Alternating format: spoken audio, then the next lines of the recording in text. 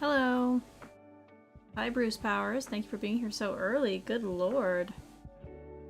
Welcome, welcome.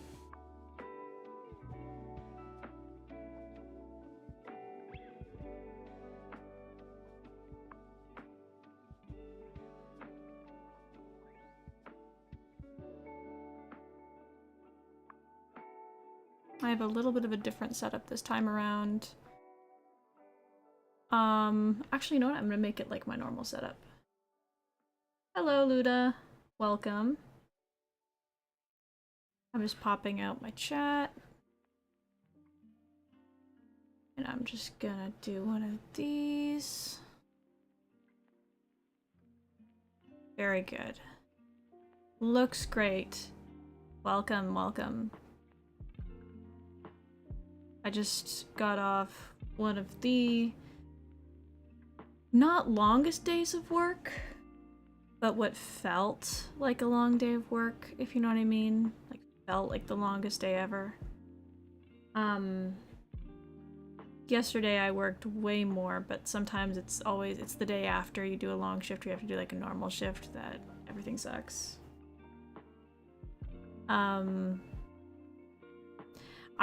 was very heavily considering not streaming tonight, but it's just because I'm so tired and my dude, I did actually, you know what? I'm gonna pull it up so you guys can see. But I did a machine at the gym today, and it's really hard to describe, so I'm just gonna.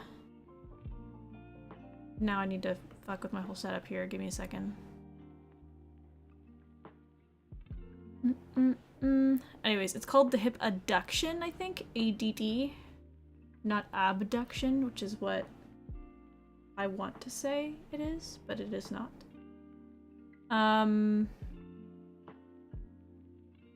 Beautiful. Beautiful. And then I just slide this over here. Pull it down like that. And amazing. Okay. Perfect. Hi, welcome back. Okay, let's see. I'll show you what machine I was using. If I can even do that. Here.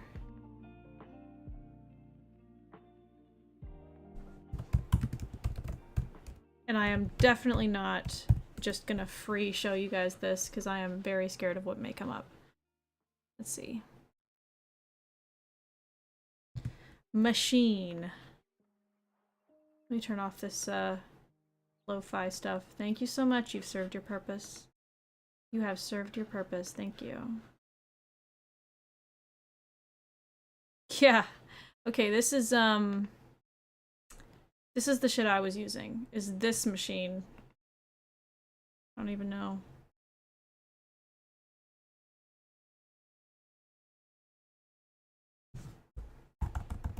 So, this wrecked my life, okay?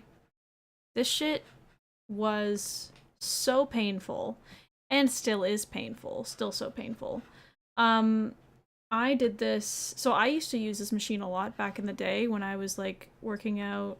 I was at Home Depot. I was self-conscious because I couldn't lift anything in the brickyard, so I was like, oh, I gotta work out. And I found this machine and I got really, really good at it. And then I haven't used it for like another, like 2 years since, or however long. And I went to use it for the first time in a long time 2 days ago. And I went like max weight. And it was about the same amount of weight I'd done before, and I could do it, and I felt really good. But today, I said to my coworker that I felt like I was walking around like I had a BBL. Like I've been just waddling, bro. It's so bad. Like, I'm gonna try any kind of movement that involves the hip joints is going to be a tumultuous process today, so I'm very tired. All to say I'm very tired. But I'm gonna do my best, because you know what? It's great to have some company. Misery, whatever the expression is about company and misery. Whatever that stupid expression is. Okay, so on the docket today, I was thinking, so I do say I'm gonna do my nails, but I also want to have a little video going because, you know, that's what I do on my free time. I'm just scrolling through some options we have right now. I always love a little Drew Gooden. I think everyone loves a little Drew Gooden. I don't think anyone really doesn't. That joint is tough. Yeah, it's... Dude, I can't... Like, it's literally the can't walk the next day machine. Like, there's no machine I've done or workout I've done that's been as, like, impactful after being sore. Like, this disabling. So, especially with that long of a hiatus, obviously no stretching, because what am I gonna do it right? No. So I didn't stretch at all. I never do. I just tank it, and so, that's what I'm doing. Just absolutely tanking it. We have Ted Nivison. Ooh. Ted Nivison, he doesn't post that often, but when he does, they're actual movies, so I'm very, very interested in that.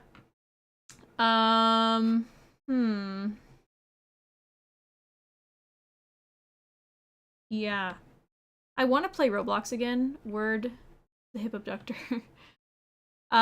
Yes, I went to a new gym for the first time, and like, so I have like a city gym I go to, but I went to my friend's gym because they were having a free day, and that's where they had the hip adduction and abduction machines. And I was like, oh, slay, like, I'm just gonna, oh, I know this shit, like, it's been so long, let me try these out. Yeah, no, bad idea. Bad idea. Here, I'm gonna put on... Hold on. We're gonna jump back into her. Ugh. I have some ideas for my nails today. I have... So, this is what we're working with. They are stained from this hair color. They're still stained. I've never, like, had my nails stained this long. I didn't expect my nails to be the thing that stained the most, but, like, they look like they are almost, like, dip-dyed red. I thought about doing, like, gel color and, like, having it under a lamp. Dude, is this not? Oh, it's not plugged in. Well, then I guess we're not going to do it because I don't want to lean over and plug it in because that sounds too painful of a process. The other option, which is the option we're going to go for, is the fake nail option. I have a bunch of just like random like fake nail packets that I've used and that are empty-ish. And they probably don't have my size, but we're going to get creative. I've got the world's strongest nail glue, second to super glue, and they're going to look great. And I feel like it's been a long time since I've had like, or actually, you know what? There's these nails, which I personally like a lot more. You guys don't give a fuck, but this is very, this is a very important decision for me. You guys don't have to pretend like you give a fuck, but here. These are the ones that like, these are like simple, but they're, no, come back. They're simple, but they're just like very pretty. Like they have a nice shine, you know, whatever, cool. But then there's these ones. Hold on. I need to be careful about putting this stuff away, because if I lose the pinky nail, I'm not getting it back. Oh, I can't do these ones, I just realized. Damn it. There is these ones. I just dumped them all over my blanket. No, that's cool. These are the nails, and these are really cool. But the problem is that my pinky nails are really, really small. My pinky nails are actually really small. So I always need to grab, like, I always use the smallest size in any fake nail pack. And in this pack specifically, I'm remembering now, they literally didn't have anything close to my size, so I had to take the smallest size and then cut it myself to fit my nail. So I know that there's nothing in here that will fit it, so I can't use it. Oh well. So that's okay, I've got the other nails. It's fine, and I have these Quo nails that I think might go with these nails, so I can maybe mix and match. We'll see. Could be a disaster. And I've got this nail box that it's disgusting and has lots of old nails in here. Do a little nail ASMR. Okay, get my setup here.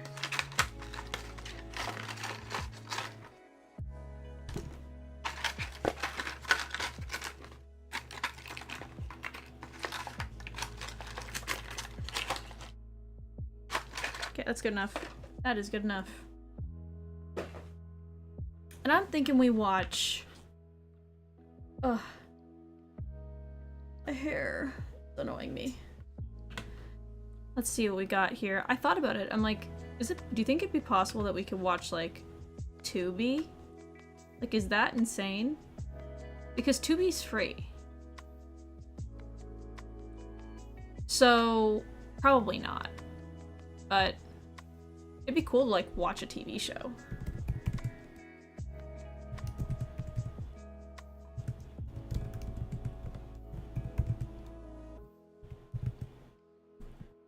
I'll see if you can do it on Twitch.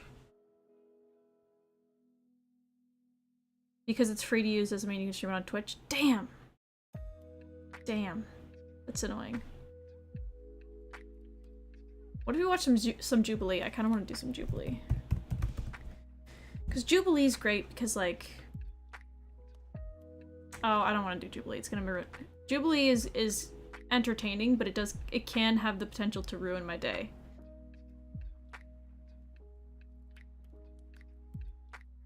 I kind of want to watch,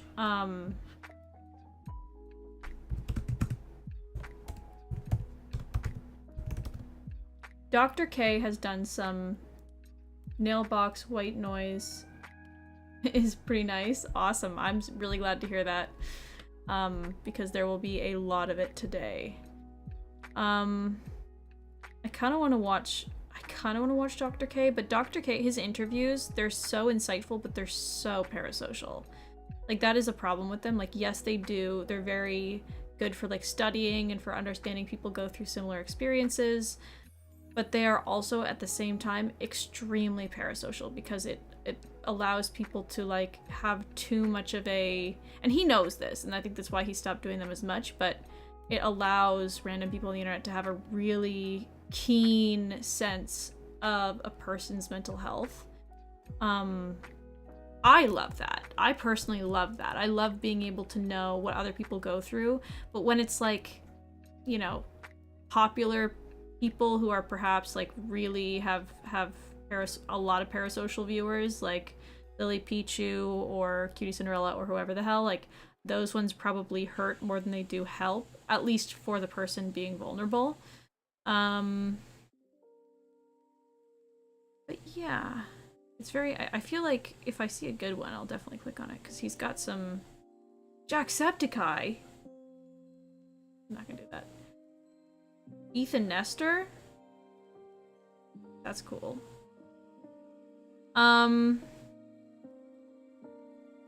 But they are a bit parasocial, so I don't know. Is there like a playlist? Like I'm trying to see if there's like an interview playlist I could scroll through. There probably is if I click on his account. Playlists.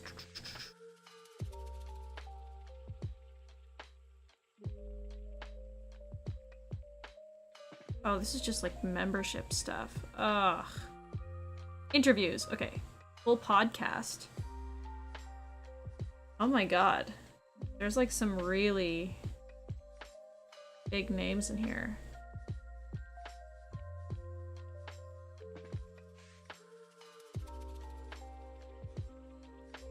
Yeah, this is too heavy for today. This is too heavy for me today.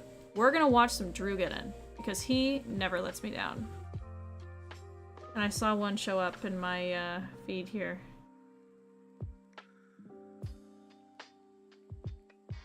This guy has never done me wrong. Oh, let's watch his SNL analysis. Oh, I love his SNL video. I can find it.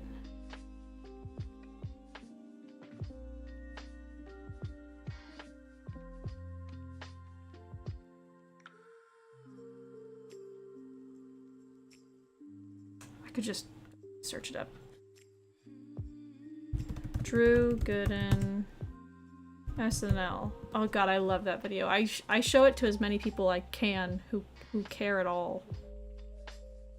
There's not many. Live from New York. This video is sponsored by Squarespace. Hey guys, welcome back to Lorne Michaels' basement. He told me he wouldn't let me out of here until I made another video about his show. So I'm a big SNL fan, and I'm not just saying that because of the current hostage situation. I've actually been watching it since I was a kid. I'm one of the biggest defenders of the show. I love it for what it is. I like the format. I like the excitement of doing a live show and discovering new, young, talented people. And I'm always impressed by the work that goes into it, like building giant set pieces and elaborate props in just a few short days every week. That being said, there's still plenty to criticize about the show, from some of their questionable hosting choices to the painfully cringy sketches they roll out from time to time, but nothing is more annoying to me than the blanket statement that SNL hasn't been funny in 20 years. No, 50 years. Hell, they haven't made me laugh since 1932, when One-Eyed Leslie did his world-famous Calvin Coolidge impression. Those were the good old days. These are the type of comments you'll hear on random YouTube videos, SNL's Instagram page, or shouted from someone's front porch. And I've always been curious to go back and see what all the fuss is about. The way these people describe the show would make you think it looks like this, when in reality I would bet it's a little bit more like this. And now that every episode ever made is available on Peacock, a service I will stop using the moment I'm done with this video, I figured why don't I go back and actually watch some of these episodes? Only then can I give an accurate take on the evolution of the show.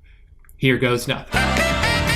The very first episode of Saturday Night Live looked a lot different than what would become of the show. The host was comedian George Carlin, and he didn't appear in any of the sketches. He just did a few sets of stand-up in between them and introduced the musical acts, which included two really great performances from Billy Preston. I liked a lot of his jokes, but there was one line in particular that influenced how I watched the rest of the episodes. Do you ever look at the crowds in old movies and wonder if they're dead yet? God damn it, now I'm gonna do that. The pilot was more of a true variety show, in the literal sense of the word. You had some stand-up, a bunch of songs, this classic bit by Andy Kaufman, who had no affiliation with the show and came on just to do this, a random Muppet sketch, and even a short film just thrown into the middle. It seemed like the goal of this was to appeal to as many people as possible and quickly move on from thing to thing, just in case the audience might start dozing off. This was actually one of the first things I noticed about the episodes was how short the sketches were. For the most part, they were just one joke. Setup, punchline, move on to the next. They were definitely just as hit or miss as SNL has always been, but this is a pretty far cry from the current shows where every other sketch goes on just a little bit too long. For a pilot episode, this was a pretty fun time all around and had a good flow to it.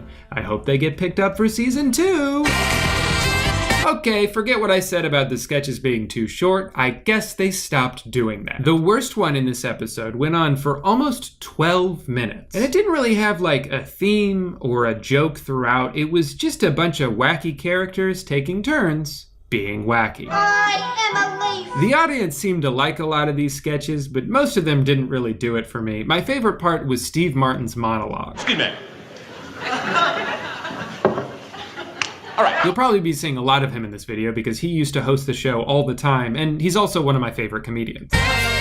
Guess who hosted this season? That's right, O.J. Simpson. If you don't know who O.J. is, he was a football player turned movie star, and then nothing else of note happened. He did a pretty good job on the show, but man, 70s humor is just not for me. The lead-off sketch in this episode was John Belushi as a samurai, and I don't understand what the bit is or why the whole thing culminated in a big dance number. Bill Murray's on the show now, which is cool, but I think my favorite cast member from this era is Jane Curtin. I love her delivery, and I could definitely see how she ended up inspiring a bunch of younger writers and comedians like Tina Fey. I thought this joke was hilarious about a former attorney general who was being given a 2-week furlough from prison in order to get hip replacement surgery. According to our sources, Mitchell's secret plan is to systematically replace every limb, organ, joint, and gland in his body.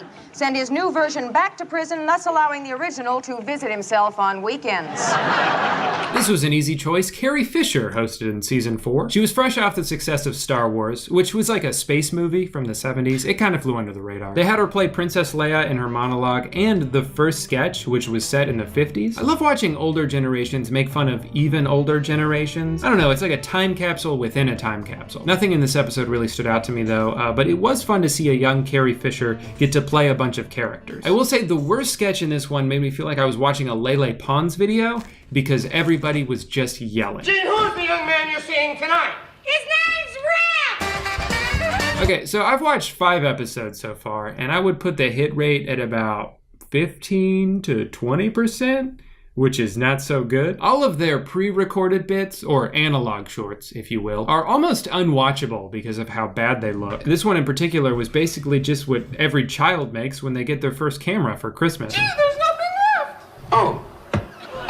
I do enjoy the sketches that feel very Steve Martin-y. He has a particular style that I think is timeless. This bit where a Roman army kept getting pranked by vandals who TP'd them and ordered anchovy pizzas and made them pay for it was pretty silly. I liked it. But in just a few short months, things at SNL were about to get weird.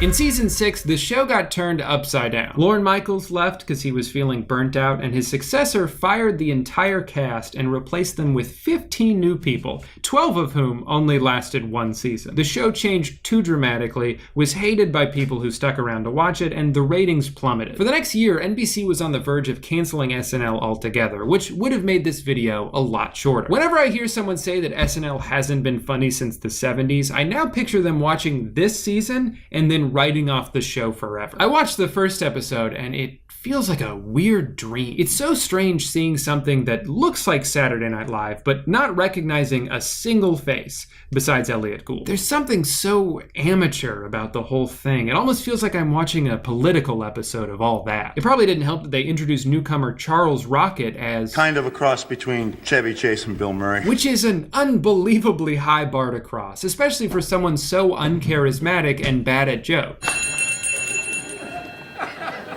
Hey, how about that, huh? The rings of Saturn. It's no wonder they only let him do 5 episodes of Weekend Update before adding a co-anchor to the mix. Hamilton Jordan created the new Secretary of State designate and his wife this week. Pictured here are Ham and Higgs. Oh no, she sucks too! Anyway, I can't decide if my favorite sketch was the nose wrestling competition or when these shoes had sex. Should I be censoring this? Jesus Christ. It seemed like they were simultaneously trying to distance themselves from the SNL of the past. For example, they renamed Weekend Update as Newsbreak, while also latching on to anything they could to offer recognizability to longtime viewers. Sure, we may not have Bill Murray anymore, but we do have his brother. I would describe this period as the pun era, because boy did they love those. A crazed reindeer can inflict sleigh bees. Honestly, I have something very unrelated to complain about. This is an insight into fake nail culture. I don't know what term to use there, but this is something that pisses me off that a lot of fake nails do, because a lot of these nails have sizes so you can organize better. A lot of them have the numbers on the inside, but you wouldn't. I just spilled my nails all over me again. God damn it.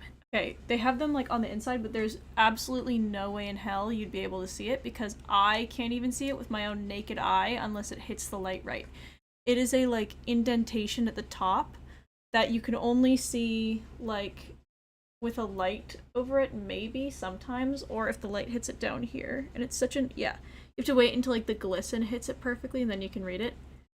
Why is it that difficult? I've seen there are some fake nails where they have tabs that stick out that you trim and it makes it easier, but this is just such a weird design choice that is very consistent throughout all the fake nails of the world.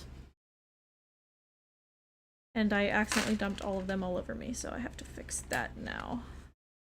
Anyways, back to Drew. I don't think it's far-fetched to say that Eddie Murphy might have single-handedly saved the show. He was one of the only cast members to survive this season, and obviously ended up being one of the biggest stars people think of when they talk about SNL. Danny DeVito hosted in '82, and they threw him into a sketch called The Whiners. Can you guess what their thing is? But it'll stick out and I won't have any room for my feet. That's right. They whine. It's still cold.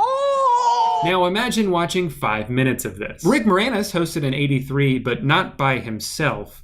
I've never seen dual hosts before. Oh, please, God, no, not the whiners again.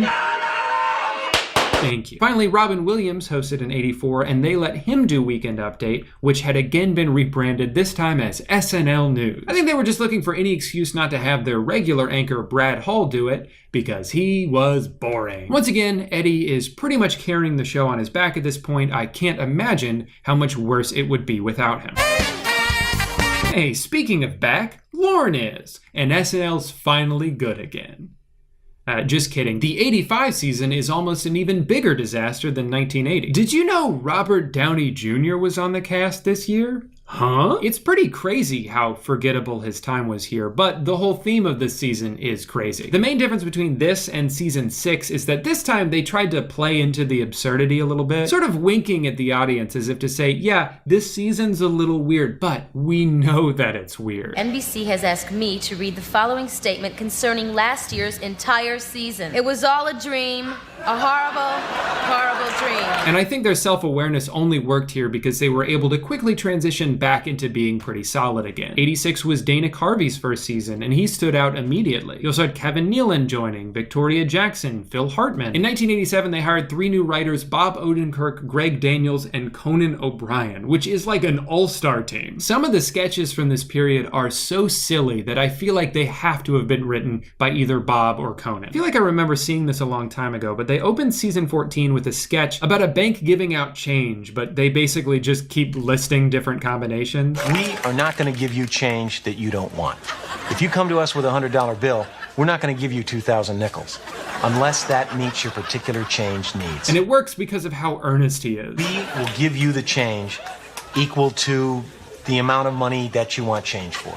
I actually ended up watching multiple shows from 1988 because this was easily my favorite season so far. Matthew Broderick's monologue was great. He turned it into a lesson on how to do a monologue. And then I don't know why I like this one so much, but they did one where he was nervous to go to a nude beach, but his friend assured him, hey, in 5 minutes, you'll completely forget that you're naked. And then the rest of the sketch was like this. I'd like you guys to meet Doug. Hey, Doug. Hey, Doug. Hi, guys.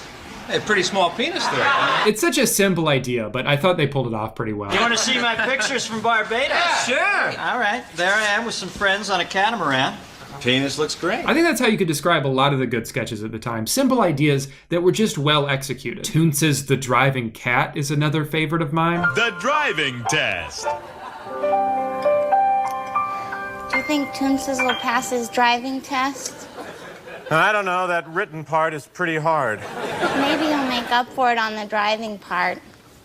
Damn, I wish I could help him. There's also the commercial for Long White Beard, which you can wear sarcastically when you're trying to show someone they've kept you waiting. In 1989, Rick Moranis hosted again with a monologue that made me out of breath just watching it. But my favorite sketch was at the end, where the new MLB commissioner holds a meeting about how they're going to honor the former commissioner who had died a couple months prior. I request that the players of each team wear black armbands with Bart's initials in honor of this great man. But then they just keep listing more and more things they're going to name after him until it gets totally ridiculous. And left field, Bart's favorite position, will be known as Bartland, USA. I can definitely see why people consider the late 80s to be one of the first golden eras of SNL. There was a really great combination of talented writers and performers who were open to silly ideas that I think are still funny today. It also helped the show revive its reputation after a tumultuous start to the decade. It didn't take long for them to transition into their second golden era, which was the early 90s. The cast now included Chris Farley, Chris Rock, Adam Sandler, David Spade, Mike Myers, all of whom went on to become big stars in one way or another. If I'm being honest though, I think this period is a little overrated. Chris Farley was electric. Everything he was in was better because he was in it. But other than that, I feel like people assume this period was good because of the names. Like Adam Sandler, he was hilarious back then, right? That was 10 years ago! You see, he and SNL have a similar reputation in that a lot of people think they're not funny now, but they used to be. And I just don't know if Adam Sandler has ever been that funny. He's extremely likable on the show, and I think that's why so many people gravitated towards him, but he's not a great joke writer, and a lot of his iconic characters from the time seem like something a teenager would come up with. I think he's made a couple really good movies, a few pretty good movies, and a handful of fun songs on SNL, but the best thing he ever did was surround himself with more talented people. Some of his most beloved sketches from this era are ones in which Chris Farley is doing 100% of the heavy lifting, and that's fine. fine. It's an ensemble show, that's how it works. I just think his contribution to SNL gets a little overstated because of the notoriety that comes with his name. I also feel like the writing dipped here despite all of the talent from the cast, not named Rob Schneider. Once they found a character people liked, they would drive that shit into the ground. A tradition that, to be fair, has continued ever since. The first time Chris Farley did Matt Foley is probably one of the best SNL sketches ever. His physicality, the other actors slowly breaking, the palpable excitement from the audience, it's impossible to watch this without smiling. But then they did it 7 more times in 3 years, and it got a little less fun every time. Overall, I feel like the sketches stopped being as creative as they were in the late 80s. Like they were taking fewer chances. There was a lot of stoner dudes and cross-dressing, which was like a comedy cheat code at the time. We'll just throw one of the guys in a dress, and that's the entire joke. The risky, oddball ideas were fewer and more far between, but when they did come, they were great. Phil Hartman as the unfrozen caveman lawyer got a good chuckle out of me. Sketches like this are always going to be more memorable than like teenage kids telling their mom to shut up, or guys who hide weed in antiques. Put your weed in there. And you put your weed in there. You put your weed in there. You know, I take it back. Maybe the smartest thing Adam Sandler ever did was stand in the same room as Rob Schneider, who makes everyone around him seem funny in comparison. Despite such a large, star-studded cast, in 1995 the show was in danger of being canceled yet again. And NBC forced Lorne to fire Adam Sandler and Chris Farley, I think because at that point they were making more money than everybody else. Lucky for them, it took all of 1 season to find replacements in Tim Meadows, Molly Shannon, Chris Kattan, Daryl Hammond, Anna Gasteyer, and of course Will Ferrell, who became the new face of the show. I wouldn't say they hit their stride right away though. Will stood out pretty quickly, but it wasn't until a couple years in when the sketches started getting more consistent. Steve Buscemi hosted in '98, and in his monologue he tried to prove that he wasn't just a serious actor by doing improv comedy. Okay, audience, let's try another location. A nursery school? Now that sucks. Surprisingly, my favorite sketch in this episode was a fake Disney movie trailer where they turned the Titanic into an animated musical for kids. Don't miss Tiny, or your child will hate you. Growing up, I always hated these animated sketches. The worst sound to hear in the middle of the show was this, because I knew I was not gonna like it. But this one was alright. When Weekend Update rolled around, I was very confused when Colin Quinn showed up. I thought I was familiar with every Weekend Update host. I was wrong. Apparently, Norm Macdonald got fired mid-season because he made too many O.J. Simpson jokes, and one of NBC's executives was friends with O.J. If that story is true, it's funnier than anything this guy said in his 2 years on the show. Finally, in '99, Tobey Maguire hosted, which I thought was weird because I didn't think he became a big star until Spider-Man came out a few years later. He did a couple impressions the audience really loved. Keanu Reeves on Celebrity Jeopardy. Keanu Reeves, you look rather pleased. Let's see what you wrote down. Nothing. The question was right, anything, and you got it wrong. And Screech from Saved by the Bell. He was a natural, and Will Ferrell was also really great in this episode. There's a reason why he's the defining member of this cast. If I had to pick, I'd say the 2 worst parts of this episode were Jimmy Fallon as Hilary Swank. I'm a girl, you know. And this sketch with a Sherry O'Terry character named Nadine. Now, if you're a little older than me, you might be thinking, wait, I remember that character. She's the Simmer Down Now lady. I loved those sketches. And I would just say, maybe go back and watch a full sketch. Although I enjoyed her performance here, I don't love that the joke is just that they say simmer down now like 30 times. Simmer down now. Simmer down now. Tell David Thomas, seatbelt, simmer down now too. This style of catchphrase comedy has been one of my least favorite parts of SNL, and something I think has plagued the show for the past 3 decades. Okay. There's a difference between repeating a joke but heightening it each time, and just saying the same thing over and over and over and over. This happened again in the next episode I watched with Conan. I was really excited about this. I didn't even know he had ever hosted, but one of the first sketches they did was him as Molecular Man, where he just kept repeating his catchphrase. And I get that the joke was that he was giving away his identity every time he would say that, but it was still kind of annoying. It's okay though, they made up for it by doing this sketch where he's a doctor. Hello there, Mr.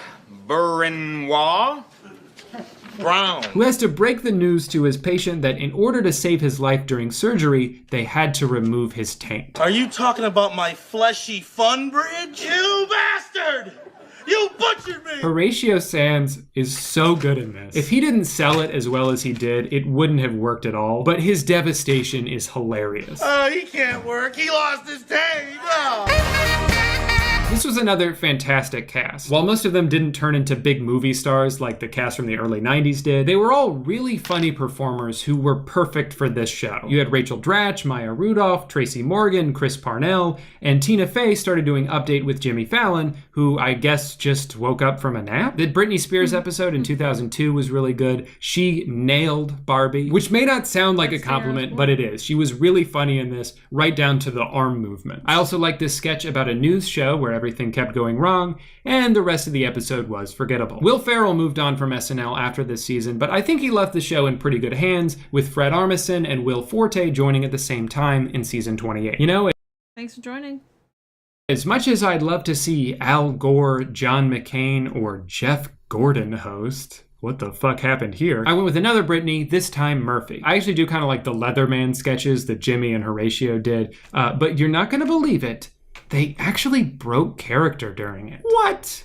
I've never seen them do that before. Two of the most popular SNL sketches of all time came when Lindsay Lohan hosted in 2004, but I was more interested in watching the Olsen twins host the season finale together. New York Minute, a very good movie. You You know what? Never mind. Tom Brady hosted in season 30. Wow, is there anything this guy can't do? I am the bear, shuffling guy. Shuffling on down, don't ask me why. Oh, comedy. Maybe he really is human after all. For some reason, season 31 barely exists online. The longest episode available is only 26 minutes, and a third of it is Dane Cook's stand-up. I'd be lying if I'll let you know right now, they are not. But it's okay, we'll see what happens. Join me tomorrow and I'll give you an update. I will be here tomorrow. And I'll be doing more, because I'm doing my nails right now, I don't feel comfortable, like, doing anything. So I'm sort of just sinking into this video, but I'm almost done, so. I'm also in a lot of pain from that damn workout machine. I said I wasn't very excited for this episode as a kid, and seeing this turtleneck sketch again brought back a memory I forgot I had. I actually told my friend about this skit the following Monday, hyping both it and Dane Cook as the funniest thing I'd ever seen. Everyone makes mistakes. The best part of this episode, at least that's been preserved on the internet, is this Taco Town digital short. Pizza? Now that's what I call a taco. And that brings me to the most formative years of my SNL memory, What do they say about SNL? Everybody's favorite cast is the one from when they were a teenager. Well, I was 12 in 2006. So this was my favorite. Part of the reason I wanted to make this video was actually to go back and watch these episodes in full to see if they are really as great as I remember them being, or if I'm doing what the generation before me does to the Adam Sandler era. And wouldn't you know it, these episodes aren't perfect either. I've been lied to by my own brain. I chose the Matthew Fox episode because I've actually been rewatching Lost recently, and I wanted to relive what it was like when that show was America's biggest cultural phenomenon. I like the Lost-related sketch, and I always thought the MTV4 show they did was pretty funny. In this one, Maya sang a song called Tiny Moves, where she did tiny dance moves, but the rest of the show fell kind of flat. In 2008, Shia LaBeouf hosted, which made this a pretty easy choice for me. Part of the fun of SNL is how they preserve specific moments from these celebrities' peaks of stardom. Also, I remember liking this episode. There were 3 really great sketches: an old game show that turned into a murder investigation, a scared straight bit with Keenan, and this one where Shia and Andy buy drinks for 2 women who are very enamored with them. Well, why choose one when you can have them all? Oh, you mean an 8-way? When it rains, it pours. Also, I never really liked the Vinny DiVecchi sketches growing up because I didn't understand them, but watching them as an adult, I appreciate them a lot more. Especially how Will Forte never has any lines, but he's always in the background just eating spaghetti. I do have to dock a couple points for having probably the worst digital short out of the 100 or so that they made. Best look in the world! There's a reason I have no memory of this. Speaking of young celebrities in the peak of their stardom, a long-haired Zac Efron hosted in 2009 and performed a bunch of sketches that SNL's YouTube page has probably recommended to you at some point. There's the bar that doesn't card, which Zac and Andy think is really cool until they realize there's like 8-year-olds in here. Whoa, whoa, careful guys. They're gerbils. Gerbils? Yeah, it's the opposite of cougars. There's Troy Bolton going back to East High to warn everyone that nobody sings in college and everybody in this school got a terrible education. I learned that I don't have to play into stereotypes that people have for me. I can be a jock and a dancer. What's the capital of Texas? Texas City? Texas Town. Yeah. And finally, this one with Fred Armisen. The next season had my favorite of Jon Hamm's 3 times hosting, though this is one of those episodes that's a little rough on rewatch because it's like way too long political cold open, boring topical sketch that is obviously no longer topical. And now that that's out of the way, we can get to the funny stuff. Like this sketch that I've always loved with the musical guest Michael Bublé called Ham and Bubbly, a pork/champagne restaurant they started where you slowly realize that John is holding him hostage. If you can find a better place for pork and champagne, keep it to yourself. Then there was a commercial for the closet organizer, which is just Will Forte in a blue morph suit. Stars! Dockers! Water! All it needs is 2 meals a day and a little bucket to do its business in. And then you forget about that for a minute, you watch this sketch with Fred Armisen as a distracting courtroom stenographer, and then they end the show with something I've never seen on SNL. I know you from somewhere. Are you on TV? A callback to one of the sketches from earlier. You're the freaking closet organizer guy, aren't you? Marbles! Pies, pies, pies!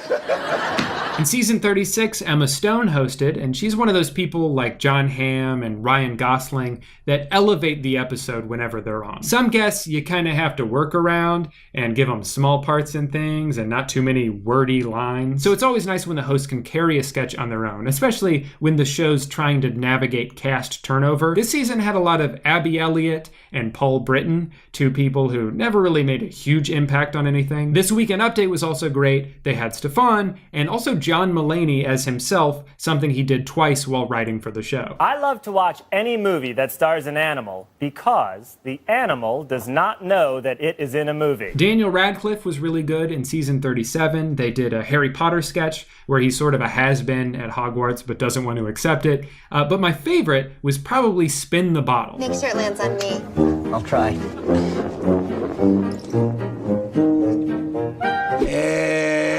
Bobby Moynihan was awesome on SNL, and I miss him a lot. Where'd you come from? I fell from heaven.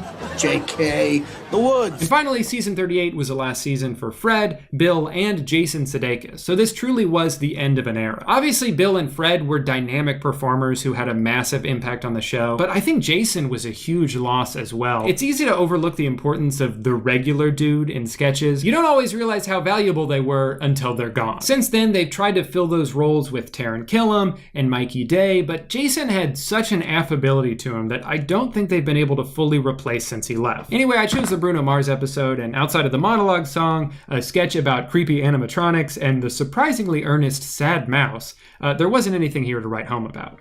And now, they're all gone. Sometimes when I think about modern SNL, I think, they're still kind of in a transitional period. They're still figuring stuff out.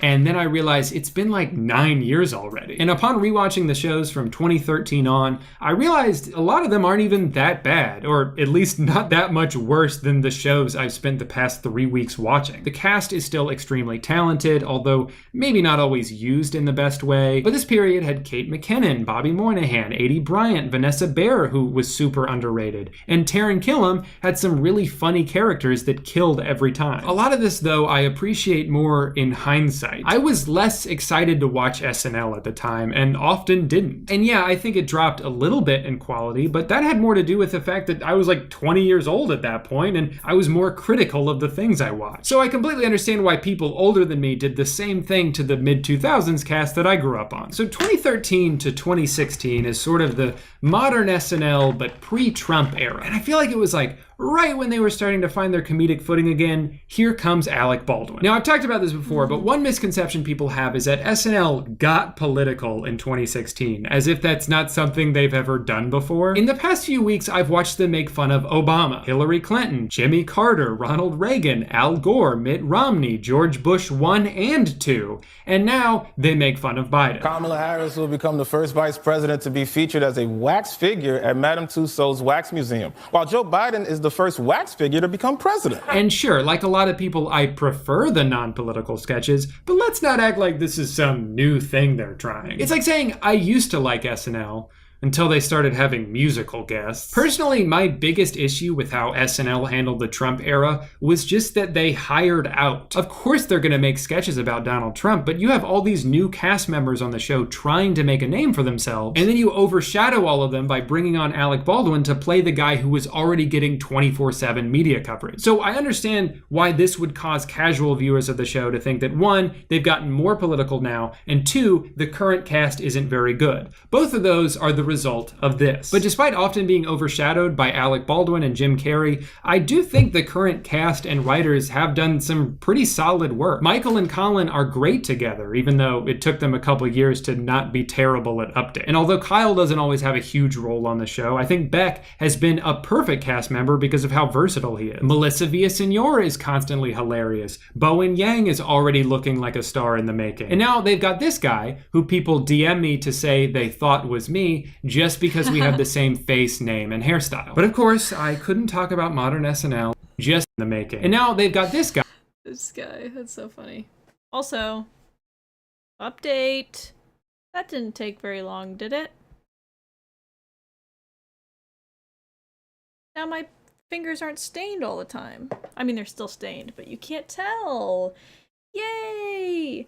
It did look really bad when I first put them on, so I did have to trim them because they were like, there are 2 different kinds of nails. There's like these ones with flowers on them, and then there's these ones that don't have flowers on them, and the ones with flowers were shorter than the ones without, and I looked at it and I was like, that looks bad, so I had to just trim them down. And they don't shine the same, like they've got a different, this one's like a glossy, this one's more like you can see the difference.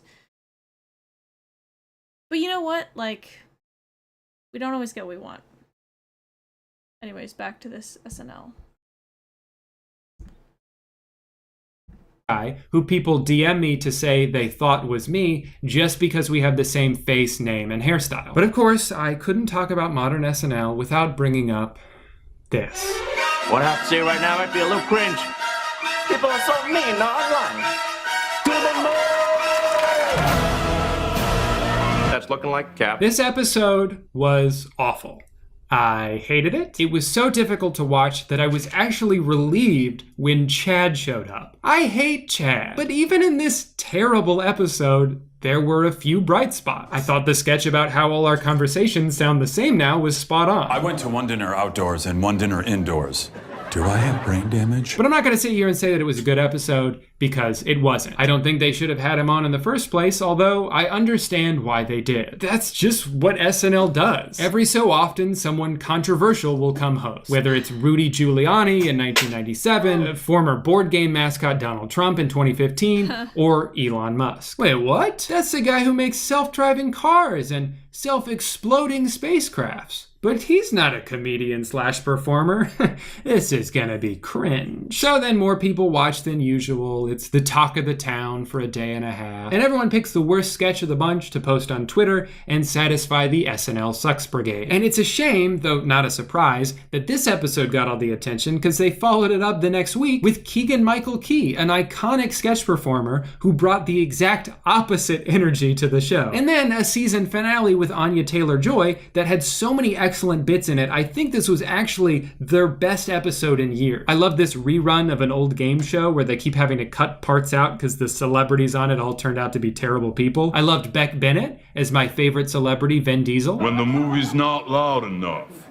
When the movie's a little too loud. And the whole Weekend Update segment was hilarious and culminated in what I assume will be Cecily's send-off after 9 years on the show. There's a very specific group of people who say, SNL's not funny anymore. They haven't done anything funny since Chris Farley left. But then every once in a while they'll be like, this is the funniest thing SNL's done in 20 years. This is the funniest thing SNL's done in 20 years. This is the funniest thing. This is the funniest thing. This is the funniest thing. How many times do you get to say that before realizing maybe the show is still funny sometimes, and my hyperbolic catchphrase isn't as accurate as I thought? So if we're asking the question, is SNL worse now than it's ever been?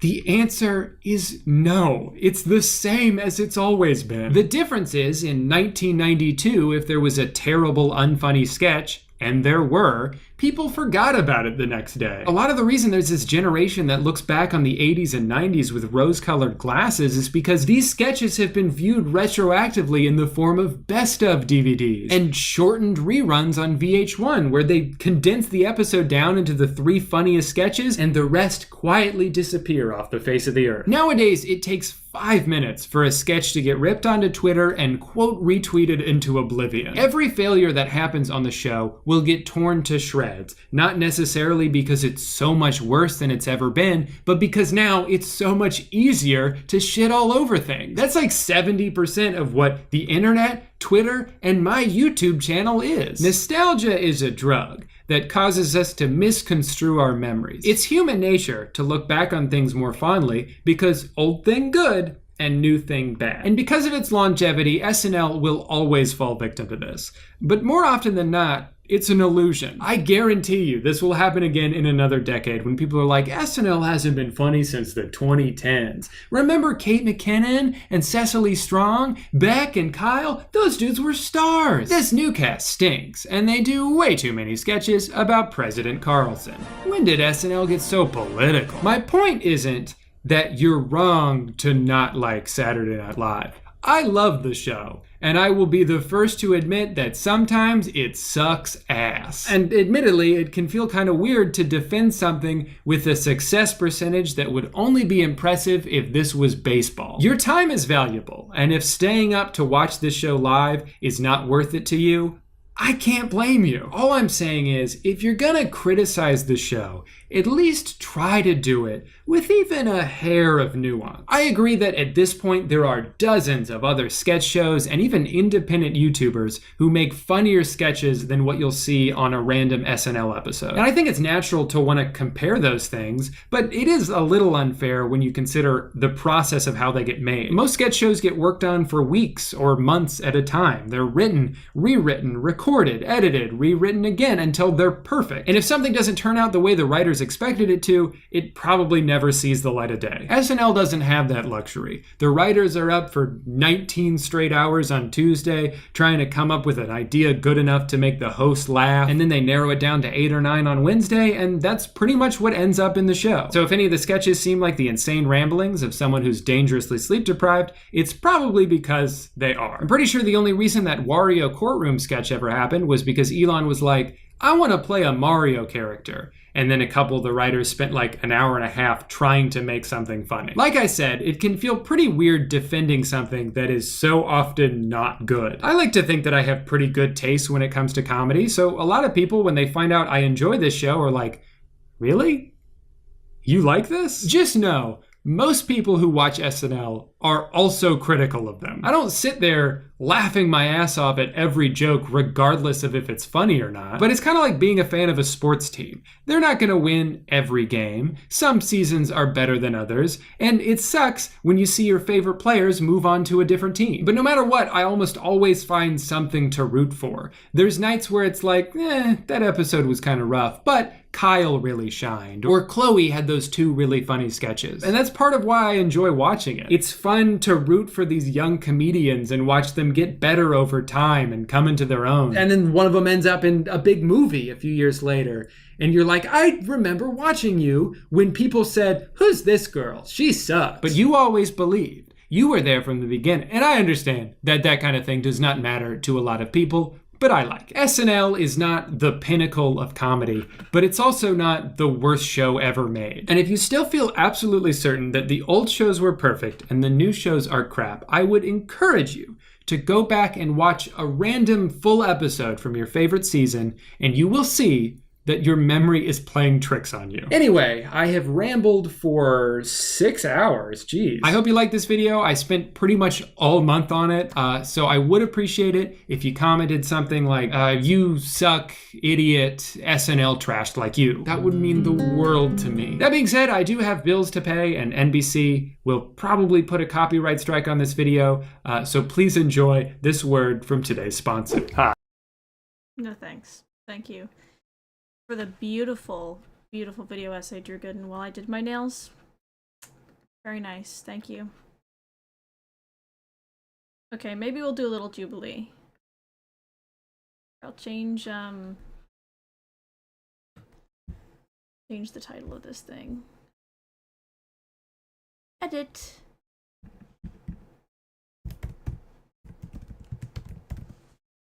Jubilee time. Dude, I want to play Roblox so bad, but I'm in the process of getting a new computer, so I'm not streaming off a freaking MacBook all the time. Because that's really... Like, when I stream Roblox, when I'm on a MacBook, my computer breathes like a fire-breathing dragon. So... You know?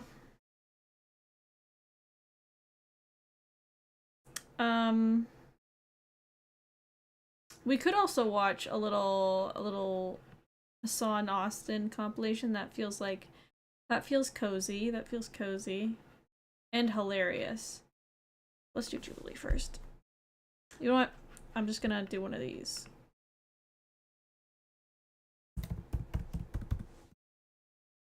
Let's see what's going on with Jubilee, and I don't want any disgustingly... My family... No, I don't want any disgustingly political things like this. It's gonna make me angry, and I don't want that. I want something that I can actually, like, relate to. Wait, what's this back here? Okay, this is beautiful. I love this. Well, actually, no, I want to do this for lesbians. Do they have this for lesbians?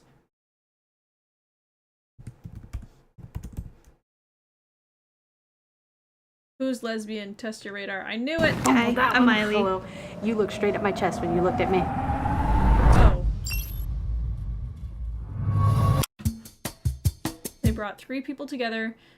We brought 3 people together to rank themselves by who they think has the best lesbian radar. Ah. I'm Georgia. I am a lesbian internet girly pop making gay content and an actor. Hi, my name's Samira. I go by Mira. I am a model. I do creative direction and I own a wig company. My name's Adrian. I used to be a mortician, so I used to Spooky. Yeah, that's cool. It's cool. But now I kind of like work from home, so I just chillin'. How good do you think your radar is? I think mine is great because I've been a lesbian since I would say gold star, but I'll give myself silver star because sometimes we fuck up, along the way. But since 7th grade, I've only dated women, and also I have a child, an almost 10-year-old with a woman, so it don't get gayer than that. Well, I think rated gaydar is great because, I'm 34, so I've been in the game for a while. I've known who I was since I was 5, so... She wins. I'm just saying, I think I got this in the bag. Okay, well, I'm gonna go ahead and put myself at the very end of the spectrum. I think I have a good gaydar. I think I have a good gaydar because I grew up in Ohio, and I was a sorority girl. Oh. And I came out when I was like 18, 19, 20, and at the time I was the only girl out in my sorority, so I did technically have to play this game IRL. Oh. Wait, hold on, I want to move a little bit. That's good. Often. But I also, there's a part of me that just really hopes everyone is a lesbian. Right. That's true. So in that sense, maybe I don't have a good gaydar because I'm just... Everyone's gay. Everyone is gay. I think I deserve to move up. No shade, no tea, because, I got a little bit more experience. But also, I think it might throw people off because I have long ass nails, you have no nails. Still get the job done. Yeah. Oh. Okay. When I started in college, and I'll say this once and for all, okay? I don't really, for me, when it comes to choosing genders or being attracted to people, none of that matters. It's all about who a person is internally, so I've never really had a gender preference when dating or anything. But when I went to college, I was really in my very gay era, and I remember vividly I would rock these nails that I called vampire nails. They were stiletto, sharp nails. I could probably find an example of them.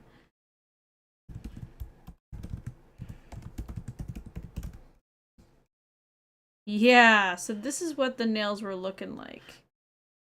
So they're short, on these fingers and long on these ones. And when an elderly person asked me why I had 2 short nails here, I would tell them, oh, it's because they're it's like vampires' nails. But the girlies knew what the girlies knew it was up. I'm gonna just go ahead. I don't know. I think I'm gonna be at the top spot because I have a little bit of experience. And I want to be in that spot, so I'm gonna be coming pretty hard for you both. I am literally bowing out right now. I will put myself at the bottom. You know, I'm gonna do it. I can't. I don't know. I don't know. It's gonna be tough. I think it's gonna be tough because I get down. Okay. I don't know. Do you want to switch it up here? I'll go in the middle. It's okay. Yeah. I'll let you have it. Yeah, we'll switch it up. You got it. Actually, no, fuck it. No, I ain't gonna do it to myself. You got this one. I don't know. Maybe. I got it. It's really low stakes for me. Yeah. Are you stuck in a disagreement where both sides think they're correct? Well, now's your chance to find out who's right. Came back, sister, pulled me out of bed, thought I might as well have returned. Happy to have you. We're now talking about lesbians trying to use their gaydar. I think it's a lot harder to tell who is lesbian versus who is gay. Like, I think, and it's nuanced, you know, it's not so black and white, but I do think it's a bit harder because it's a lot more socially acceptable for girls to, like, just be gay with each other. And so straight girls are often will present very queer, even when they're not. So I think that's going to make this a lot harder, but I'm going to play along. I want to see how well I do. If you have a situation like this, we'd love to hear your story. Click the link in the description to submit for Am I the Asshole in Real Life. Oh, that's cool. How you doing? I am currently experiencing what some might call gay panic. It is the fear that 20 potential lesbians are gonna line up in front of me. It's scary in like a really exciting way, but I've decided to be lesbian detective today, so I'm ready. I'm a little nervous. I don't have the best eye on non-POC queer women, so I might struggle. Girl, why'd you put yourself at the top? She was talking all this about how she's gonna be the best and she should be at the top. And now she's like, yeah, I feel like I'm gonna get maybe half the people. I feel like I got this in the bag right now, especially because, you know, they rated me to be the top notch, so I feel like I have a standard that I have to reach, but at the same time, is it really a standard? I'm so scared. Hi. Hey, y'all. Oh, this is hard already.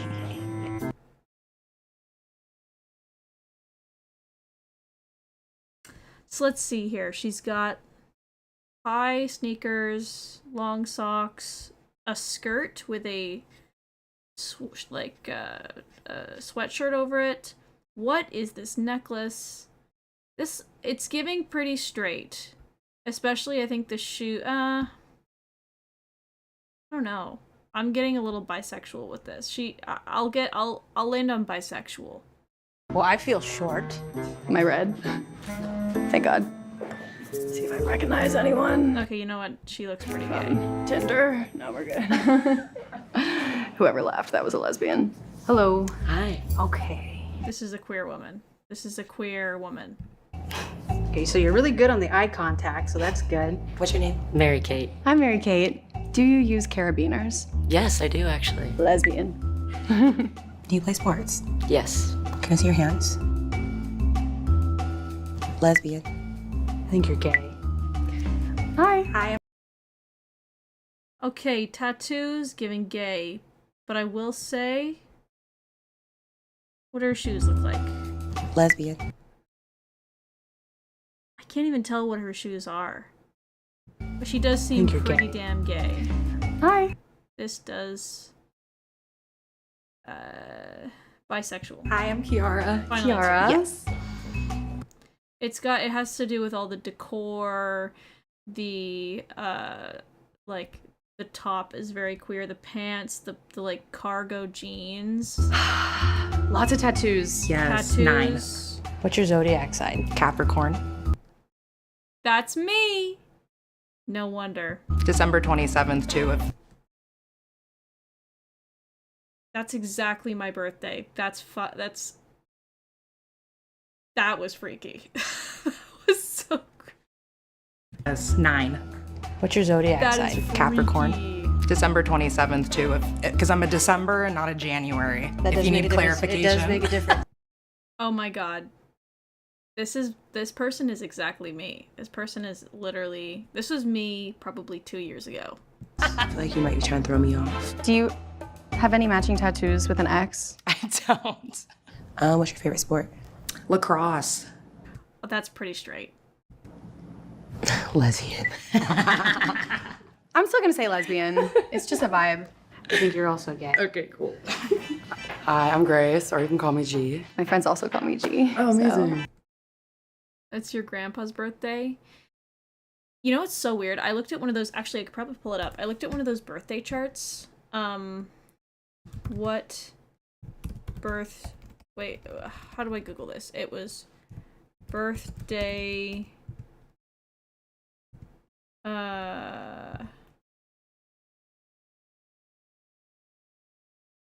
How common are birthdays? What the hell do I search for this? Chart. It was a chart that, it was like a heat map that showed, yes, the most common birthdays. Oh, I want to know of all time, bro. How come Google does this where it's like the smallest picture ever? New window. Oh, I did not mean to click that. Dude. It's a heat map that shows like which birthdays are the most common. Image and new tab. There we go. Yeah, here we are. So it shows. Wait, what represents a lot? Wait, what represents a lot of? I guess the darker the color is, the more common it is.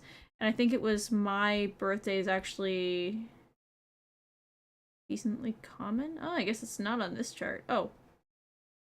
Okay, but what do these colors even mean? How am I supposed to know what these colors mean in the first place? Okay, we gotta find it. We gotta find a different chart. I think this one was the one I originally. Oh, it's a Reddit? Ew. Oh, so it's like blue is relatively more common, orange relatively less common, birth ratio relative to average. I don't know what that means. Oh, really? Okay. And then 12, 27. So relatively more common. Yeah, I don't know why. My birthday, I guess, is relatively more common. There's like a decent amount of people. I think there's even a Twitch streamer, I think a Minecraft YouTuber, Minecraft Twitch streamer. Tomato. But I think there's someone who also has my birthday. Austin's here. A weirdly common birthday. That threw me off though. Cool friends. Love. Okay, let me judge. Here's the thing. The kind of girls who very clearly are willing to show themselves and are willing to wear less clothing, but in a way that appeals to women more than it does to men. Like, this is a very appealing to woman outfit in a way that shows more skin. Like, this just screams gay. Like, the top seems very gay. But people could also be trying to dress a certain way to make it look like something. Grace, or you can call me G. My friends also call me G. Oh, amazing. Cool, we're friends. Love the top. Thank you. This is a gay woman. All right. So We kind of match. a little bit? Yeah. It's sparkly. I like sparkles. Me too. Do you have any tattoos? Yeah, just one. A little cowboy boot. Okay. I'm from the Midwest, so. Gotcha. Midwest princess. Okay. Lesbian. We're kikiing. You're a lesbian. You're for sure. I know that for sure. Hey, I'm Carson. So I feel like the vest is gonna. I'm gonna say straight. I'm gonna say straight because she's kind of got that ally look in her eyes. Throw me off a little bit. She's giving me a look. She's giving me a look here, and it's like, What do you do for work? I'm a nanny right now, but I'm in grad school. Okay. Here, you do have the nose ring. Yeah, I used to have a septum, but I had to take it out for one of my old jobs. So. Carson, have you ever watched The L Word? I have, actually. Who's the worst character? I don't know, I prefer not to say. Straight. Straight. Gay. Yeah. Yeah. Hi, Mackenzie. Immediately gay, but like immediately gay, but we gotta investigate. Those are some gay ass shoes, brother. I feel like we could be bros. Can you just take a couple? Gay. Gay. That was enough. Lesbian.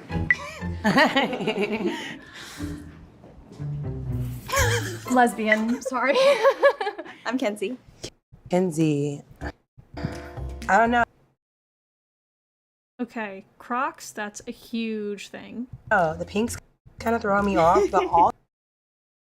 She definitely gives, like, this is very much kind of my aesthetic, or at least it was. This, like, intensity was very much my aesthetic a while ago, so I feel like this is hard. This is difficult.